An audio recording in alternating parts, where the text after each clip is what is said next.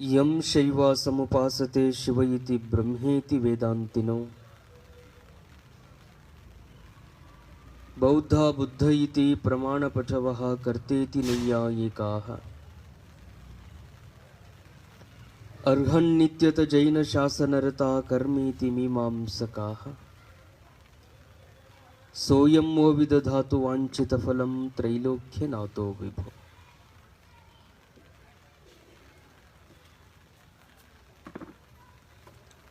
ಸದಾವಕಾಲ ಸ್ಮರಣೀಯರಾದ ಮಹಾತ್ಮ ಜಗದ್ಗುರು ಸಿದ್ಧಾರೂಢ ಮಹಾಸ್ವಾಮಿಯನ್ನು ಷಣ್ಮುಖಾರೂಢ ಯತಿಗಳನ್ನು ಪ್ರಾರ್ಥಿಸಿ ಪರಮಾರಾಧ್ಯ ಶ್ರೀಮನ್ ನಿಜಗುಣ ಶಿವಯೋಗಿಗಳ ಷಟ್ಶಾಸ್ತ್ರಗಳಿಗೆ ಟೀಕಾ ತಾತ್ಪರ್ಯವನ್ನು ರಚಿಸಿ ನಾಡ ಸಂಚರಿಸಿ ನಿಜಗುಣ ಶಾಸ್ತ್ರವನ್ನು ಬೋಧಿಸಿ ಮುಮುಕ್ಷುಗಳನ್ನು ಉದ್ಧರಿಸಿದಂಥ ಆರೂಢ ಜ್ಯೋತಿ ಪೂಜ್ಯ ಶಿವಪುತ್ರ ಅಜ್ಜನವರನ್ನು ಪ್ರಾರ್ಥನೆ ಮಾಡಿ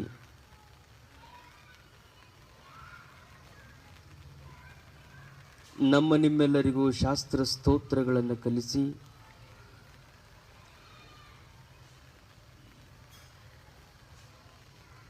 ನಿರಂತರವಾಗಿ ಭಕ್ತ ಹಿತಕ್ಕಾಗಿ ಚಿಂತನೆಗೈದ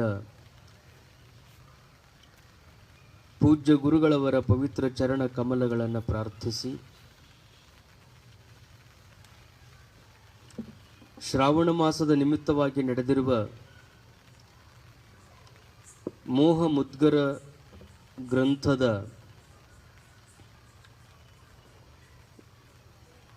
ಚಿಂತನದಲ್ಲಿ ಭಾಗಿಗಳಾಗಿರುವಂಥ ಸಮಸ್ತ ಶಿವಸ್ವರೂಪಿಗಳೇ ತಮ್ಮೆಲ್ಲರಿಗೂ ಶರಣು ಶರಣಾರ್ಥಿಗಳು. ಆರಂಭದಲ್ಲಿ ಶಂಕರ ಭಗವತ್ಪಾದಾಚಾರ್ಯರಿಂದ ವಿರಚಿತವಾದ ಭಜಗೋವಿಂದಂ ಗ್ರಂಥದ 5 ಶ್ಲೋಕಗಳ ಪಠಣವನ್ನು ಮಾಡಿ ಶ್ರವಣದಲ್ಲಿ ಮುಂದೆ ಬರೋಣ.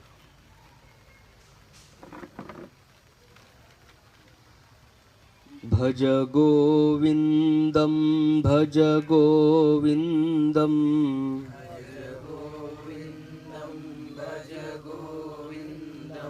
ಗೋವಿಂದಂ ಭಜ ಮೂಢಮತೆ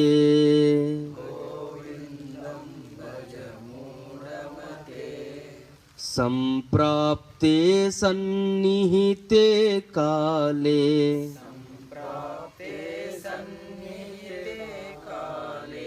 नहि नहि रक्षति डुकुरीकरणे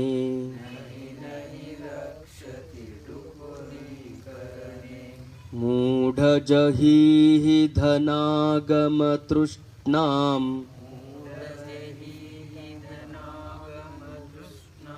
कुरु सद्बुद्धिं मनसि वितृष्णां यल्लभसे निज कर्मोपात्तम्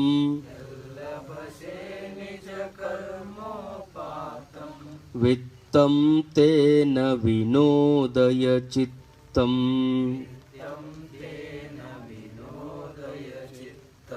नारिस्तनभरणाभिदेशम्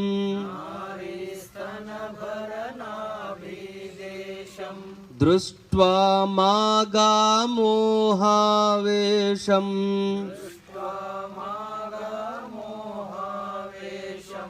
एतन्मां सवसादिविकारम्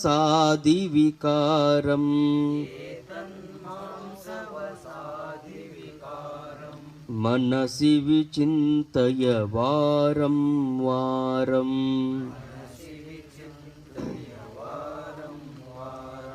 नलिनीदलगतजलमतितरलम्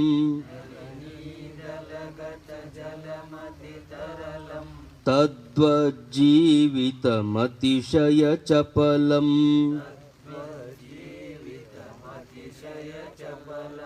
विद्या ದಿವ್ಯಾದ್ಯಭಿಮಾನಗ್ರಸ್ತಂ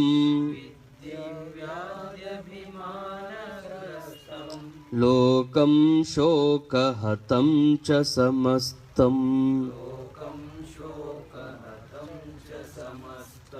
ಯಾವದ್ವಿತ್ತೋಪಾರ್ಜನಸಕ್ತಃ ತಾವನ್ನಿಜ ಪರಿವಾರೋ ರಕ್ತಃ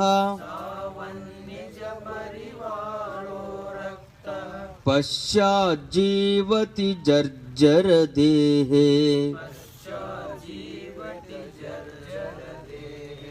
ವಾರ್ತಾಂ ಕೋಪಿ ನ ಪೃಚ್ಛತಿ ಗೇಹೇ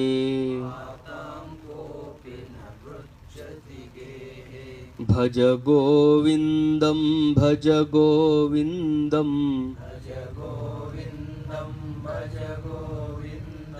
ಗೋವಿಂದಂ ಭಜ ಮೂಢಮತೆ ಗೋವಿಂದಂ ಭಜ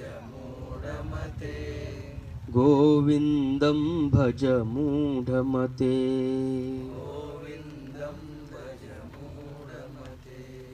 ಗೋವಿಂದಂ ಭಜ ಮೂಢಮತೆ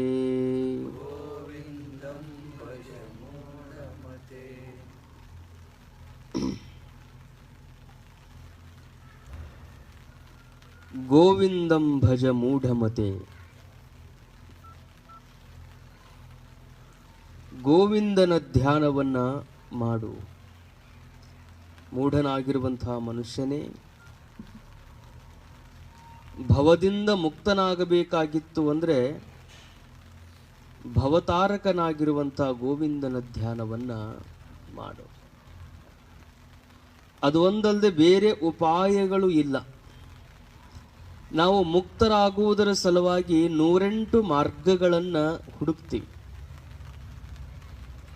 ಆ ಎಲ್ಲ ಮಾರ್ಗಗಳಿಂದ ಆಗೋದಿಲ್ಲ ಅನ್ನುವಂಥದ್ದನ್ನ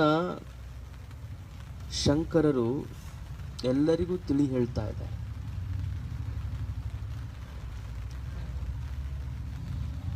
ಭವಸಾಗರವನ್ನು ದಾಟುವುದಕ್ಕೆ ಬೇಕಾಗಿರುವಂಥ ಗೋವಿಂದನ ಧ್ಯಾನ ಮತ್ತು ಗೋವಿಂದನ ಜ್ಞಾನ. ಧ್ಯಾನ ಮತ್ತು ಜ್ಞಾನ. ಯಾರು ಧ್ಯಾನದಲ್ಲಿ ತಲ್ಲೀನರಾಗಿರ್ತಾರೆ ಅವರಿಗೆ ಜ್ಞಾನ ಆಗ್ತದೆ. ಯಾರಿಗೆ ಜ್ಞಾನ ಆಗಿರ್ತದೆ ಅವರು ಧ್ಯಾನದಲ್ಲಿ ತಲ್ಲೀನರಾಗ್ತಾರೆ. ಅಂತೂ ಗೋವಿಂದನ ಒಲುಮೆಗಾಗಿ ಮಾಡಬೇಕಾಗಿರುವಂಥದ್ದು ಧ್ಯಾನವೇ, ಆತನ ಭಜನೆಯೇ.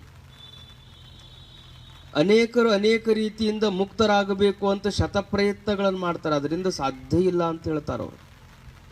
ಕುರುತೆ ಗಂಗಾ ಸಾಗರ ಗಮನಂ ವ್ರತ ಪರಿಪಾಲನಂ ಅಥವಾ ದಾನಂ ಜ್ಞಾನವಿಹೀನ ಸರ್ವಮತೇನ ಮುಕ್ತಿರ್ನ ಭವತಿ ಜನ್ಮಶತೇನ. 100 ಜನ್ಮಗಳನ್ನು ಎತ್ತಿದ್ರೂ ಮುಕ್ತರಾಗುವುದಿಲ್ಲಂತ. ಯಾರು? ಕುರುತೆ ಗಂಗಾ ಸಾಗರ ಗಮನಂ. ಗಂಗಾ ಸಾಗರದಲ್ಲಿ ಹೋಗಿ ಮಿಂದು ಬಂದವರೆಲ್ಲ ಮುಕ್ತರಾಗ್ತಾರಂತ ಹೇಳಕ್ ಬರೋದಿಲ್ಲ. ಸ್ವಲ್ಪ ಒಳಗೆ ನಡ್ರಿ, ಇದಾಕತಿ ಜೋರ. ಇಲ್ಲೊಂದಿಬ್ರು ಬರ್ರಿ, ಇಲ್ಲೇ ಒಳಗೆ ಛತ್ರಿಯಾಗನ ಬರ್ರಿ. ಹಾಂ, ಕಾಲು ನೋವಿಲ್ಲ. ಹಾಂ, ಮುಂದೆ ಸರ್ರಿ ಆಮೇಲೆ. ಹಾಂ,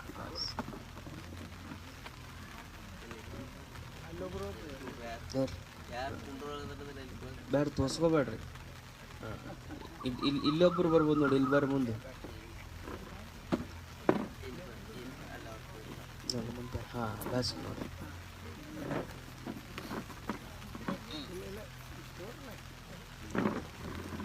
ಹಾಂ, ಕುರುತೆ ಗಂಗಾ ಸಾಗರ ಗಮನಂ. ಬಹಳಷ್ಟು ಜನ ಮುಕ್ತಿ ಪಡಿಬೇಕು ಅಂಥೇಳಿ ಎಲ್ಲಿಗೆ ಹೋಗ್ತಾರಂದ್ರೆ ಗಂಗಾ ಸಾಗರಕ್ಕೆ ಹೋಗ್ತಾರೆ. ಗಂಗಾ ಸಾಗರ ಅಂದ್ರೆ ಸಮುದ್ರ. ಅಲ್ಲಿಗೆ ಹೋಗೋ ಮುಖ್ಯ ಕಾರಣ ಏನು ಅಂದ್ರೆ ಬಹಳಷ್ಟು ಜನ ನಾವು ಗಂಗಾ ನದಿಗೆ ಹೋಗ್ತೀವಿ. ಹರಿದ್ವಾರ, ಋಷಿಕೇಶ, ಕಾಶಿ ಇವೆಲ್ಲ ಪುಣ್ಯಕ್ಷೇತ್ರಗಳಿಗೆ ಹೋಗಿ ಸ್ನಾನ ಮಾಡ್ತೀವಿ. ಸ್ನಾನ ಮಾಡುವುದರಿಂದ ನಮ್ಮೊಳಗೆ ಏನು ಭಾವನೆ ಅದ? ಶ್ರೀಶೈಲಕ್ಕೆ ಹೋಗೋರೊಳಗೆ ಒಂದು ಭಾವನೆ ಅದ, ಶ್ರೀಶೈಲ ಶಿಖರೇ ದೃಷ್ಟ ಪುನರ್ಜನ್ಮಂ ನ ವಿದ್ಯತೆ. ಒಮ್ಮೆ ನಮ್ಮ ಜೀವಿತ ಅವಧಿಯೊಳಗೆ ಶ್ರೀಶೈಲದ ಶಿಖರವನ್ನು ನೋಡಿಬಿಟ್ಟಿವಿ ಅಂದ್ರೆ ಅವರಿಗೆ ಮತ್ತೆ ಜನ್ಮ ಇಲ್ಲ ಅಂತ ಹೇಳ್ತದೆ, ಮತ್ತು ಅವ್ರಿಗೆ ಹುಟ್ಟು ಸಾವುಗಳಿಲ್ಲ ಅಂತ ಒಂದು ಭಾವನೆ ಅದ. ಶ್ರೀಶೈಲ ಮಲ್ಲಿಕಾರ್ಜುನನ ಶಿಖರ ದರ್ಶನ ಮಾಡುವುದರಿಂದ ಅವ್ರು ಹೇಳಿದಂಥ ಕಾಲಘಟ್ಟದಲ್ಲಿ ಅದು ಸತ್ಯವೇ. ಕಾರಣ ಏನು ಅಂದ್ರೆ, ಒಂದು ಯಾತ್ರೆಗೆ ಹೋಗಬೇಕಾಗಿತ್ತು ಅಂದ್ರೆ ಯಾತ್ರೆಗೆ ಹೋಗೋರು ಹಳ್ಳಿ ಬರ್ತಾರ ಇಲ್ಲ ಅಂತ ಗ್ಯಾರಂಟಿ ಇರಲಿಲ್ಲ. ಮೊದಲು ಯಾತ್ರೆಗೆ ಹೊರಟರು ಅಂದ್ರೆ ಹಾಗೆ ಒಬ್ಬರು ಇಬ್ಬರು ಯಾತ್ರೆಗೆ ಹೋಗ್ತಿದ್ರು. ಮಾರ್ಗ ಮಧ್ಯದಲ್ಲಿ ಹೋಗ್ತಾ ಹೋಗ್ತಾ ಊರುಗಳು ತಪ್ತಿದ್ವು, ಜನ ಪರಿಚಯ ಇರ್ತಿರ್ಲಿಲ್ಲ. ಅಷ್ಟು ದೂರಕ್ಕೆ ಈಗ ಶ್ರೀಶೈಲಕ್ಕೆ ಹೋಗಬೇಕು ಅಂದ್ರೆ ಅಷ್ಟೊಂದು ಕಷ್ಟ ಅದ. ಆ ಕಾಲದಲ್ಲಿ ನಡೆದೇ ಹೋಗ್ಬೇಕಲ್ಲ, ನಡೆದು ಹೋಗಬೇಕು, ಪಾತಾಳ ಗಂಗೆಯೊಳಗೆ ಇಳಿಬೇಕು, ಮಲ್ಲಯ್ಯನ ದರ್ಶನ ಮಾಡಬೇಕು. ಅದೆಲ್ಲ ಕದಳಿಯ ವನವನ್ನು ನೋಡಿ ಬಂದುಬಿಟ್ರೆ ಸಾಕು, ಅದು ಸ್ವರ್ಗಕ್ಕಿಂತಲೂ ಮಿಗಿಲಾಗಿತ್ತು, ಕೈಲಾಸಕ್ಕಿಂತಲೂ ಮಿಗಿಲಿತ್ತು, ಮುಕ್ತರೇ ಆಗ್ತಿದ್ರು. ಇವತ್ತು ಬಹಳಷ್ಟು ಸೌಕರ್ಯಗಳದ ಹೋಗಿ ಬರೋದಕ್ಕೆ. ಆ ಕಾಲದಲ್ಲಿ ಯಾವ ಮನುಷ್ಯ ಒಂದು ಸಾರಿ ಶ್ರೀಶೈಲಕ್ಕೆ ಹೋಗಿ ಬರಬೇಕಾಗಿತ್ತು ಅಂದ್ರೆ ಬಹಳ ಆಗ್ತಿತ್ತು. ಕಾಶಿ ಯಾತ್ರೆ ಅವ್ರು ಮಾಡಿ ಬಂದಾರಪ್ಪ ಹಳಬ್ರ ಮಂದಿ ಅಂದ್ರೆ ಅವ್ರನ್ನ ಎಷ್ಟು ಗೌರವದಿಂದ ನೋಡ್ತಿದ್ರು ಅಂದ್ರೆ ಅವ್ರು ಕಾಶಿ ವಿಶ್ವನಾಥನ್ ನೋಡ್ಯಾರ ಅಂತಿದ್ರು. ಅಂದ್ರೆ ನಮ್ಮ ಹಳ್ಳಿಯನ್ನು ಬಿಟ್ಟನ ನಾವು ಹೊರಗೆ ಹೋಗದೇ ಇರುವಂಥ ದಿನಮಾನಗಳಿದ್ದಾಗ ಕಾಶಿ ವಿಶ್ವನಾಥನನ್ನು ನೋಡ್ಯಾರ ಅಂದ್ರೆ ಅವರು ನೋಡಿದ್ರು ವಿಶ್ವನಾಥನನ್ನ ನೋಡಿದಷ್ಟು ಆನಂದ ಪಡ್ತಿದ್ರು. ಅಂಥ ಕಾಶಿ ಯಾತ್ರಾ ಮಾಡಿರ್ಲಿ, ಗಂಗಾ ನದಿಗೆ ಹೋಗಿ ಅವರು ಮಿಂದು ಬಂದಿರಲಿ, ಕುರುತೆ ಗಂಗಾ ಸಾಗರ ಗಮನಂ, ಅವರಿಗೆ ಸಹಿತ ಏನಾಗೋದಿಲ್ಲ, ನ ಭವತಿ ಮುಕ್ತಿ, ಮುಕ್ತಿರ್ ನ ಭವತಿ. ಗಂಗಾ ಸ್ನಾನ ಮಾಡುವುದರಿಂದ ಯಾಕೆ ಮುಕ್ತಿ ಆಗುವುದಿಲ್ಲ ಮತ್ತು ಮಾಡಬಾರ್ದನ್ರಿ ಅಂತ ಪ್ರಶ್ನೆ ಮಾಡಿದರೆ, ಗಂಗಾ ಸ್ನಾನ ಮಾಡೋದಕ್ಕೆ ಯಾರ್ದು ತಕರಾರಿಲ್ಲ. ಗಂಗಾ ಸ್ನಾನ, ವ್ರತ ಪರಿಪಾಲನ ಅಥವಾ ದಾನಂ, ಇವು ಮೂರು ಉದಾಹರಣೆಗಳನ್ನು ಹೇಳ್ಯಾರ. ನಾವಿಷ್ಟೆಲ್ಲ ಮಾಡ್ತೀವಿ ಮುಕ್ತಿ ಸಲುವಾಗಿ. ಅನೇಕ ಮಾರ್ಗಗಳಲ್ಲಿ ಇವು ಮೂರು ಮಾರ್ಗ: ಗಂಗಾ ಸ್ನಾನ ಮಾಡೋದು, ಯಾವುದಾದ್ರೂ ಒಂದು ವ್ರತವನ್ನು ಪರಿಪಾಲನೆ ಮಾಡೋದು, ಇಲ್ಲ ದಾನವನ್ನು ಮಾಡೋದು. ಇವು ಎಲ್ಲ ಕರ್ಮಗಳಲ್ಲಿ ಬರ್ತಾವ. ಕರ್ಮಗಳನ್ನು ಯಾವ ಕರ್ಮಗಳನ್ನು ನಾವು ಆಚರಿಸಿದ್ರು ಆ ಕರ್ಮಗಳಿಂದ ಅಂತಃಕರಣ ಶುದ್ಧಿ ಆಗ್ತದೆ ಹೊರತು ಆತನಿಗೆ ಮುಕ್ತಿ ಆಗಂಗಿಲ್ಲ. ಕರ್ಮಗಳನ್ನು ಆಚರಿಸುವುದರಿಂದ ಏನಾಗ್ತದೆ? ಅಂತಃಕರಣ ಶುದ್ಧಿ ಆಗ್ತದೆ. ಮಲಿನವಾಗಿರುವಂಥ ಮನಸ್ಸು ಶುದ್ಧಿ ಆಗ್ತದೆ. ಮನದ ಶುದ್ಧಿಗಾಗಿ ಇದೆಲ್ಲವನ್ನು ನಾವು ಮಾಡೋದು. ಶಾಸ್ತ್ರ ಶ್ರವಣವನ್ನು ಮಾಡೋದು ಮನದ ಶುದ್ಧಿಗಾಗಿನೇ. ಶಾಸ್ತ್ರ ಶ್ರವಣ ಮಾಡಿ ಮುಕ್ತರಾಗೋದಿಲ್ಲ, ಮನನ ನಿಧಿಧ್ಯಾಸನ ಮಾಡಿದವರು ಮುಕ್ತರಾಗ್ತಾರೆ. ಶ್ರವಣ ಮೂಲಭೂತ ಸಾಧನ, ಚನ್ನಬಸವಣ್ಣವರಂತಾರೆ. ಮಂಡೆ ಮಾಸಿದಡೆ ಮಹಾಮಜ್ಜನವ ಮಾಡುವುದು, ವಸ್ತ್ರ ಮಾಸಿದಡೆ ಮಡಿವಾಳಗಿಕ್ಕುವುದು, ಮನದ ಮೈಲಿಗೆ ತೊಳೆಯಬೇಕಾದರೆ ಕೂಡಲ ಚನ್ನ ಸಂಗಮ ದೇವರ ಅನುಭವ ಮಾಡುವುದು. ಮನದ ಮೈಲಿಗೆ ತೊಳೆಯೋದು. ತಲೆ ತೊಳಿಬೇಕಾಗಿತ್ತು ಅಂದರೆ ಸೋಪ್ ಅದಾವ, ಶಾಂಪೂ ಅದಾವ, ಏನೆಲ್ಲ ಹಾಕಿ ನಾವು ತಲೆ ತೊಳ್ಕೋಬಹುದು. ಬಟ್ಟೆ ಹೊಲಸಾಗಿದ್ದು ಅಂದರೆ ನಾವು ತೊಳಿಬಹುದಿಲ್ಲ, ಲಾಂಡ್ರಿ ಕೊಡ್ಬೋದು. ಮನಸ್ಸು ಹೊಲಸಾಗಿತ್ತು ಅಂದರೆ ಮನಸ್ಸನ್ನು ತೊಳೆಯುವುದಕ್ಕೆ ಸಾಧನ ಯಾವುದು ಅಂದರೆ ತತ್ ಕಥನಂ ತತ್ ಚಿಂತನಂ. ಎಲ್ಲಿ ಮಹಾತ್ಮರ ಯೋಗಿಗಳ ನುಡಿ ಮುತ್ತುಗಳು ಸುಳ್ಳು ನುಡಿಗಳು ನಡೆದಿರ್ತಾವ ಆ ಸ್ಥಳದಲ್ಲಿ ಹೋಗಿ ಕುಳಿತು ಮನದ ಮಲಿನತೆಯನ್ನು ಕಳ್ಕೊಳ್ಳೋದು. ಗಂಗಾ ಸ್ನಾನ ಮಾಡುವುದು ಸಹಿತ ಮನದ ಮಲಿನತೆಯನ್ನು ಕಳೆದುಕೊಳ್ಳುವುದರ ಸಲುವಾಗಿಯೇ ಗಂಗಾ ಸ್ನಾನ. ಗಂಗಾ ಸ್ನಾನ ಮಾಡಬೇಕಾಗಿತ್ತು ಅಂದರೆ ಗಂಗಾ ಸ್ನಾನದಿಂದ ಪಾಪ ಹೋಗ್ತದೆ ಅನ್ನುವಂಥ ಒಂದು ಭಾವದ ನಮ್ಮಲ್ಲಿ. ಪಾಪನಾಶ, ಗಂಗಾ ಸ್ನಾನದಿಂದ ಪಾಪನಾಶ. ರಾಮಕೃಷ್ಣರು ಅವ್ರಿಗೆ ಹೋಗೊಬ್ರು ಪ್ರಶ್ನೆ ಮಾಡಿದ್ರಂತೆ, ಮತ್ತು ಗಂಗಾ ಸ್ನಾನ ಮಾಡುವುದರಿಂದ ಪಾಪ ಹೋಗ್ತೈತಿ ಅಂತ ಹೇಳ್ತಾರ.